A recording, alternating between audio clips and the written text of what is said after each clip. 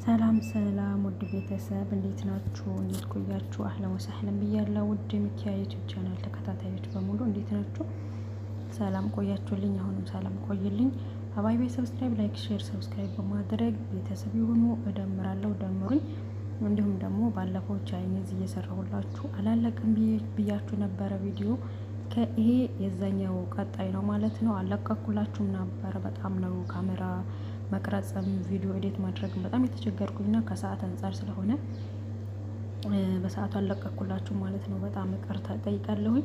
እንግዲህ ባለፈው ሩዝ ቻይኒዝ እለቅላችኋለሁ ውጤቱን ብያችሁ ነበረ።